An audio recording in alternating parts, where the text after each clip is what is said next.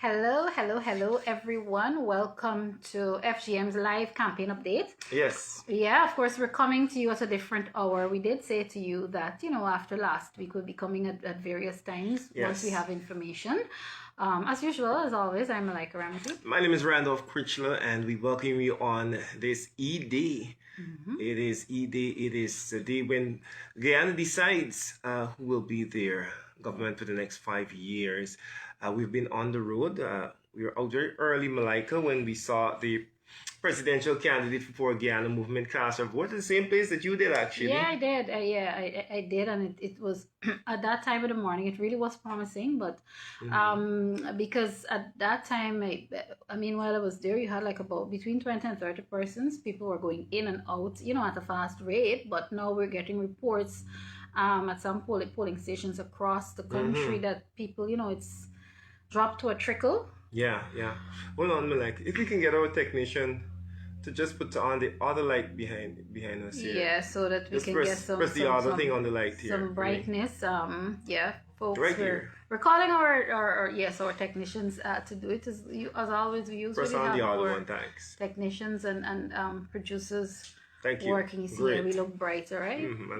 Randy doesn't look as dull as Yeah. I need all the help I can Folks, share the live. Tell them live campaign update is on. We're not going to be on for very long, but we just wanted to come and talk to you and urge you. Please go out and vote. Exercise your franchise. I mean, Guyanese, we've been suffering for 5 years. If you don't vote, you don't get a chance to complain about the fact that things have not gone well in our country for some time now. And if I'm to be fair, it's not only 5 years, but even before that, we had a break in the suffering and the madness. We had a break between 2015 and 2020. 2020 we went back to square one, so what was happening before then. I love it when people point out that the PPP administration was not people act as though for this 5 years from 2020 to now that this is the first time in history that they've taken office, not knowing that we have been punished under the PPP administration for decades. Yeah. So we're encouraging you. Call your family and friends. Let them know that they have about 3 more hours to go. I'm heading all the way up to Montrose right now to take someone to vote. And we encourage you, if you have family and friends who have not voted as yet, maybe they need a little lift, maybe they need a little encouragement to get out there and cast their ballot. Give them that little encouragement or that little assistance that they need, because of course at the end of the day at 6 o'clock you can't say you didn't have a chance, exactly, to make things a little different. So we want to encourage you to get those persons out there, get them out. We've had some complaints. Let me tell you, we were at East Runvelt Secondary, back school as they call it here in Mandela, over the road from the Multilateral. A very large polling place, because a number of polling stations, I think it's close to 12 polling stations there. And it was confusion. Yeah. It was confusion. There were persons who did not know where they had to vote. We were helping persons. We walked in, Manzo Walton, Desir and I, we walked in there, and immediately we saw persons just milling around like they didn't know where their polling station was. We started inquiring and checking our phones to their polling stations. Polling station, for example, listed online as A to H, and it has the same number, but it says, for example, G to something else in the polling place. And so persons were confused. The man said they tell them to go over to the annex people them to come back here. So we were trying to help out those persons. You had elderly persons that are climbing the stairs, not knowing where they had to go. And it was quite confusing and chaotic, unnecessarily so, because I think GCOM has had enough time. They have 5 years and billions of dollars to get it right.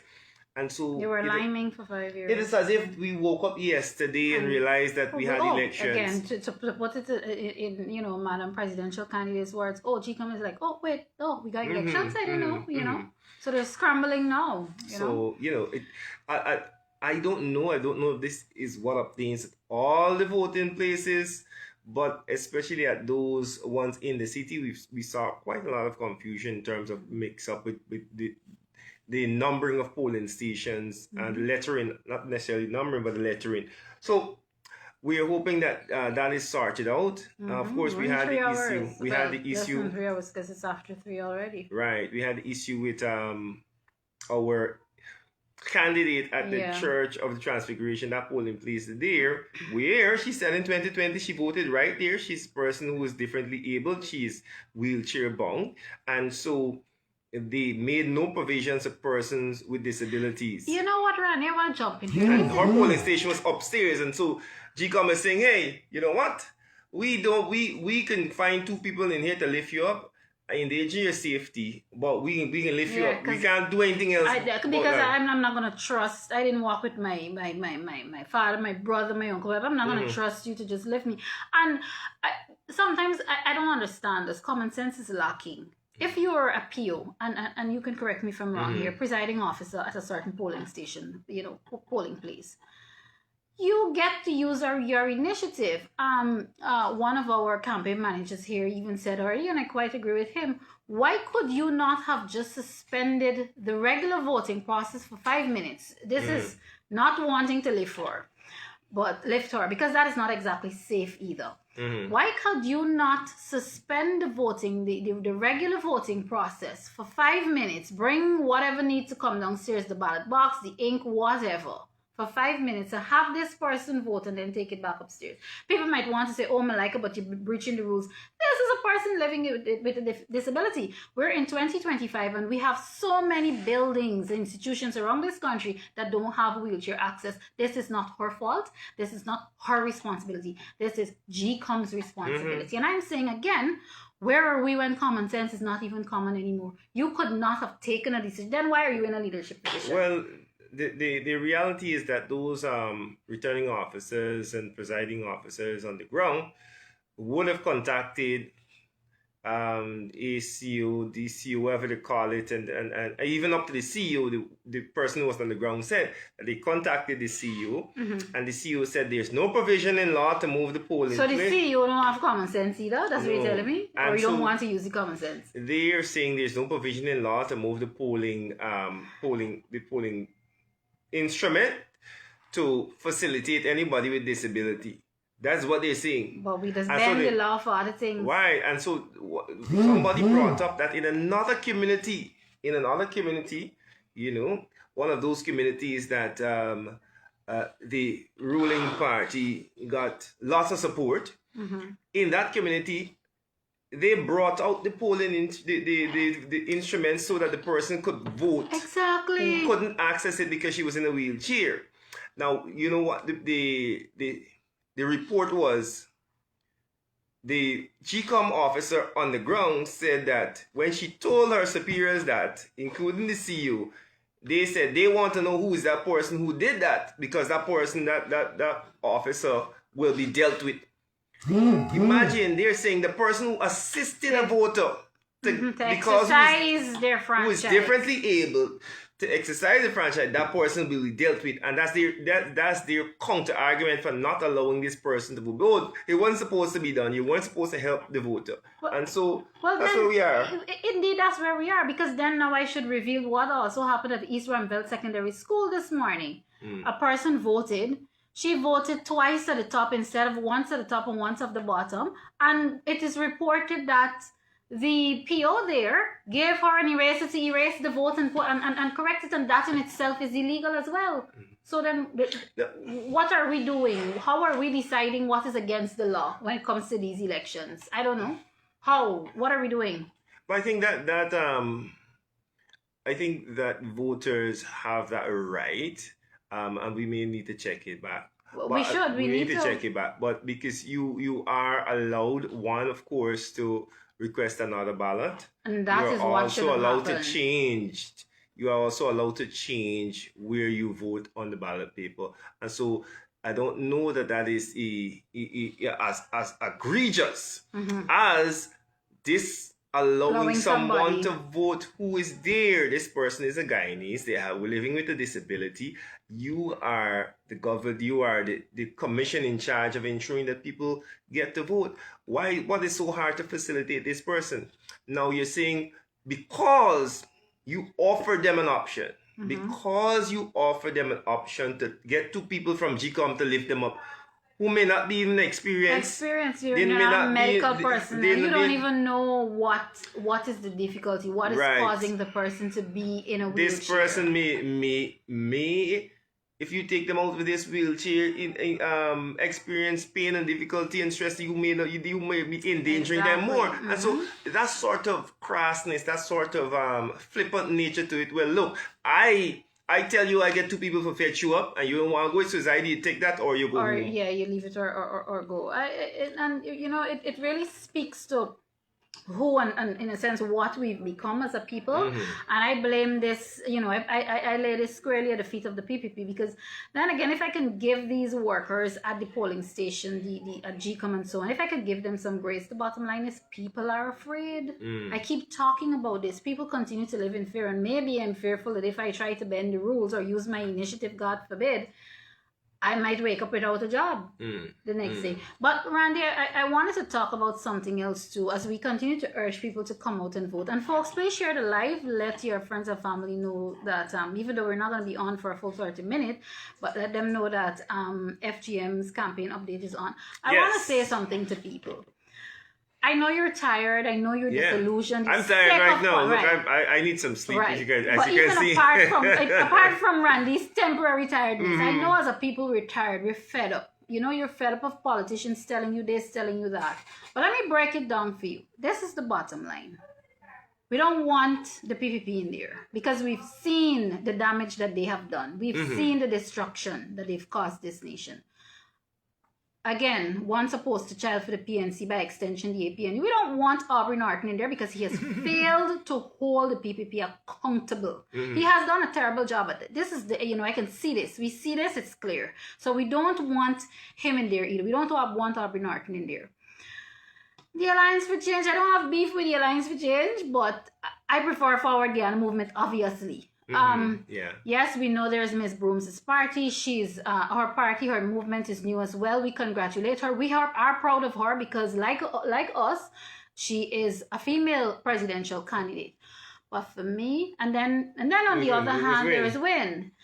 I don't know what their political ideologies are, what their principles are. You know, we know they walk around and they give out money. My issue, I mean, we're still here and we're talking on the day of election. We were telling you that my issue with Win is the same issue that Apostle London has. That these two brothers fall out. Yeah.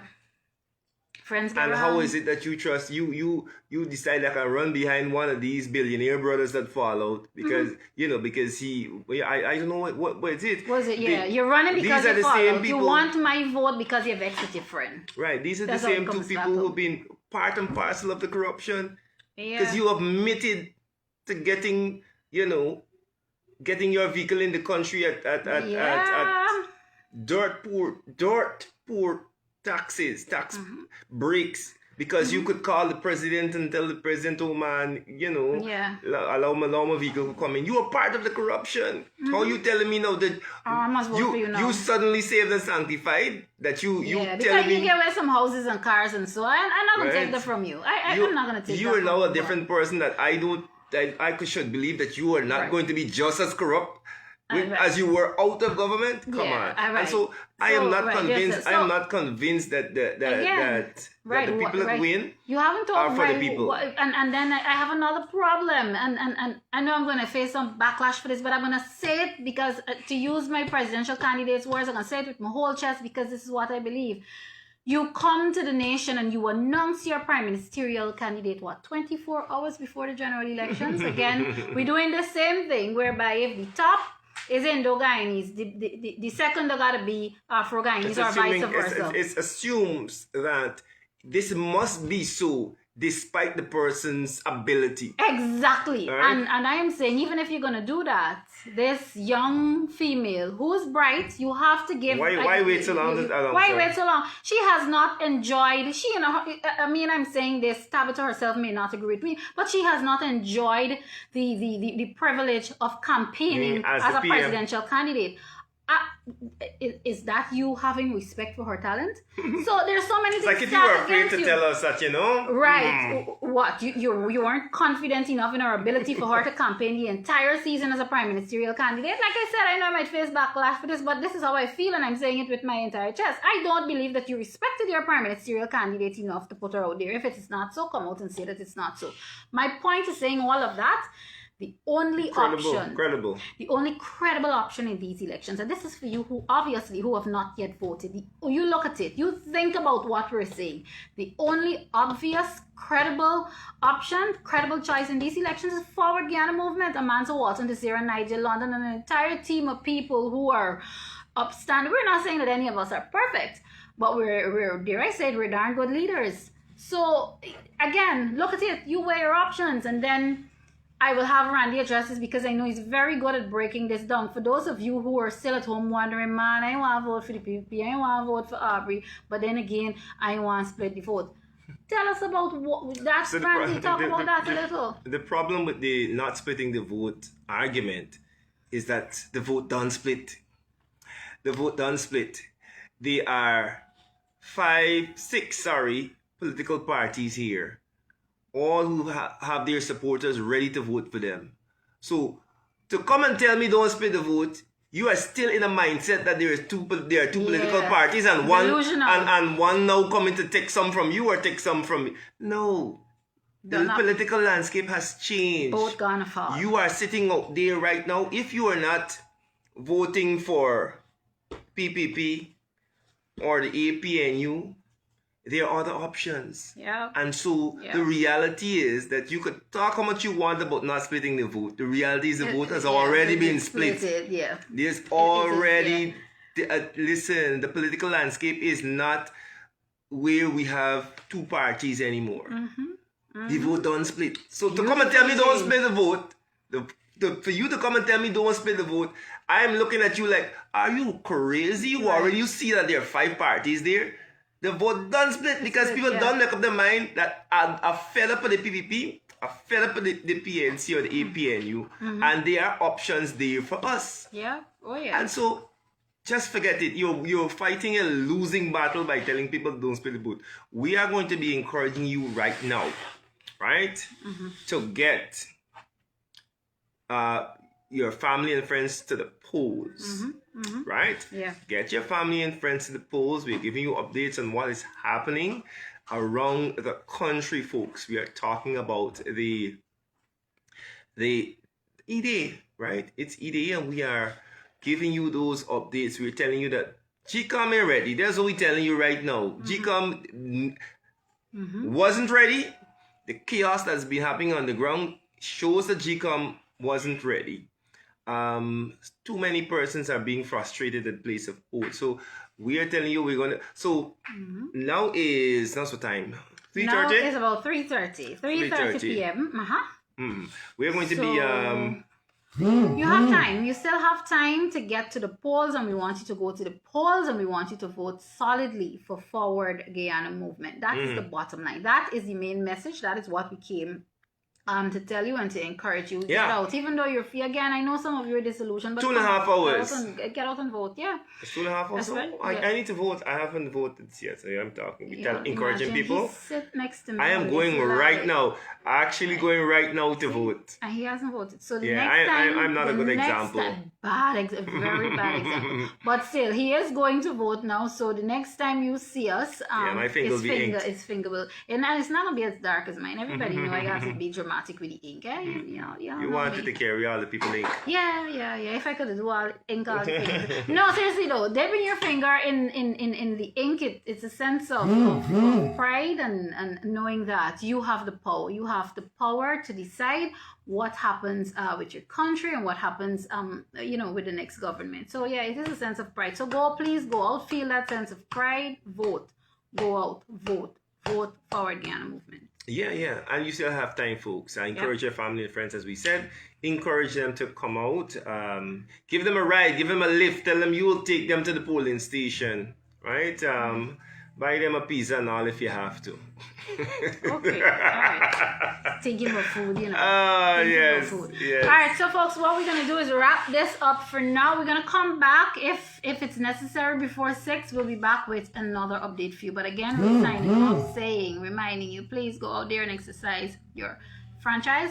I am Malika Ramsey. My name is Randolph Critchell, and we will be back, folks. We'll give you more update a little later down. Bye for now. Bye bye.